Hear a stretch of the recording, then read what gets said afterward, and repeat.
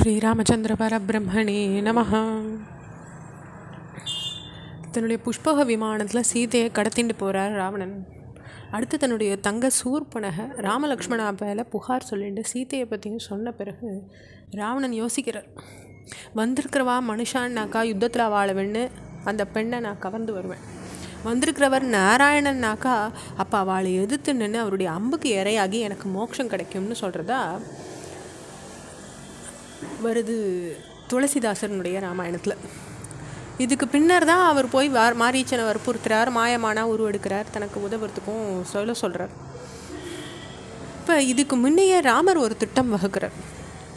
சுவைமிக்கது ஒரு மனுஷ காரியம் ஒன்று நான் இப்போ தொடங்க இருக்கேன். அதை ஆரம்பித்து அரக்கர்களை நான் அழித்து முடிக்கிற வரையில் நீ அக்னியில் வாழணும் அப்படின்னு சொல்லிட்டு சீதை கிட்ட அவர் சொல்கிறார். இதை கேட்ட சீதை தன்னுடைய மாய உருவத்தை மட்டும் அங்கே விடுத்துட்டு அக்னியில் புகுந்துடுறாங்க. இந்த உண்மையான சீதை அக்னியில் அடைக்கலம் புகுந்து இருக்கிறதையும் பர்ணசாலையில் இருக்கிறது மாய சீதான்றதையும் லக்ஷ்மணன் கூட அறியலை. இந்த ரகசியம் ராமருக்கும் சீதைக்கும் மட்டும்தான் தெரியும்.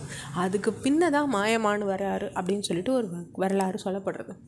அதனால் ராமருக்கு ஆபத்துன்னு நினச்ச சீதை லக்ஷ்மணனையும் பின்தொடர்ந்து அனுப்புறதும், ராவணன் வர்றதும், ராவணனுக்கும் சீதைக்கும் ஒரு சிறிய உரையாடல் நடக்கிறதும் எல்லாமே அந்த மாய சீதையோடு தான் நடக்கிறது. அதனால் இப்படி அபகரிக்கப்படுறதும் கதறதும் மாய சீத்தை தான்னுட்டு சொல்கிறது. ஆனால் துளசிதாசர் ராமாயணத்தில் தான் இந்த மாய சீத்தையை பற்றின வார்த்தைகள்லாம் வருது. வால்மீகி ராமாயணம் இந்த வேலைகளை செய்யவே இல்லை. கம்பரும் துளசிதாசரும் அவள் மாற்றி சொல்லியிருக்கா. ஆனால் இப்படி நடந்ததுன்னு சொல்கிற வால்மீகி ராமாயணத்தில் இந்த வேலைக்கெல்லாம் இடமே இல்லை. லக்ஷ்மணன் குழிச்ச கோட்டை தாண்டின போது தான் சீத்தை ராவணால் கவரப்பட்டா அப்படின்னுட்டு நம்ம பார்க்குறோம். அதில் வால்மீகி ராமாயணம், கம்பராமாயணம், துளசிதாசர் 3 பேருமே இந்த கோட்டை பற்றின விவரங்கள் சொல்லப்படவே இல்லை. லக்ஷ்மணன் கிழிச்ச கோடுன்ற விஷயம் எங்கே ஆரம்பிச்சதுன்றது தெரியல. இந்த ஆனந்த ராமாயணத்தில் மட்டும்தான் அந்த விஷயம் சொல்லப்பட்டிருக்கு. சரி, ராவணனால் கவர்ந்து வரப்படுற சீத்தை புஷ்பக விமானத்துலேருந்து கதறாங்க. பெருந்தோள் படைத்தவனே லக்ஷ்மணா, ராமரின் மனசை மகிழ்விக்கிறவனே, நான் கவர்ந்து செல்லப்படுறது உனக்கு தெரியலையா? மனுஷா விரும்பக்கூடியது எல்லாத்தையும் திறந்தவனே, ராமருக்காக உயிரையே பணயம் வச்சுண்டவனே, நினச்ச உருவத்தை எடுக்க வல்ல அரக்கனால நான் கவர்ந்து போகிறது நீ அறியலையே, எதிரிகளை பொசுக்கிறவனே, ஏன் இந்த ராவணனை தண்டிக்காமல் இருக்கேன்னுட்டு சீத்தை கதறாங்க ராவணனோட புஷ்ப விமானத்தில் இருந்துட்டே. அப்போ அடுத்து ராவணனை பார்த்து சொல்கிறாங்க, தீய காரியத்தின் பலன் உடனே கண்ணுக்கு தெரியறது கிடையாது. காலத்தினால பழுக்கிற தானியங்கள் போல் தீய காரியமும் உரிய காலத்தில் பலனை தந்துடும்ன்றத உணர்ந்துக்கோ. ராமர் கையில் உன் உயிர் முடிய போகிறதுன்னு சீத்தை சொல்கிறாங்க. தன் நிலையும் நொந்துண்டு பேசுகிறாங்க. இன்றைக்கி நான் அடைஞ்சுள்ள இந்த கதியின் காரணமாக கைகேயி தேவியாரும் அவரோட உறவினர்களும் தங்களுடைய ஆவல் நிறைவேறினவர்களாக மாறுவாங்க. ஏன் மரங்களே, ராவணன் என்னை கவர்ந்துட்டு போகிறான்னு ராமர்கிட்ட போய் சொல்லுங்கள். கோதாவரி நதியே, ராவணன் சீதையை கவர்ந்துட்டு போகிறான்னு ராமர்கிட்ட போய் தெரிவிங்க.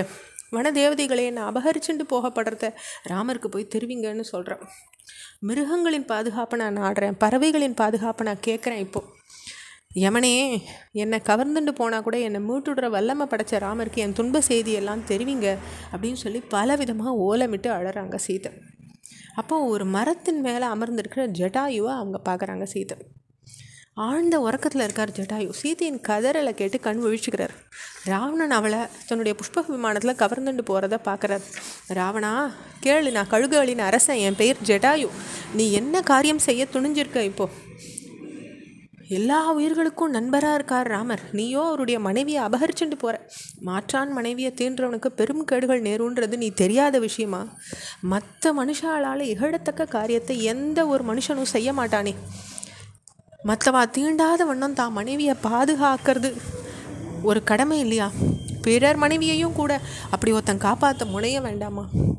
ராவணா, ஒரு அரசன் எந்த வகையான நெறிமுறைகளை பின்பற்றுறானோ அந்த வகை நெறிமுறைகளை தான் மக்களும் பின்பற்றுறா.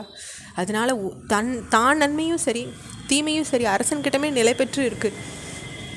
உனக்கு ஒரு தீமையும் செய்யாத ராமருக்கு இப்படி ஒரு தீங்கை நீ இழக்கிறியேன்னு கேட்குறார் ஜட்டாயு. அவருடைய வார்த்தைகள் மேலும் தொடருது. நம்ம அடுத்த பகுதியில் பார்க்கலாம். ஸ்ரீராமச்சந்திர பரபிரம்மணே நமஹ.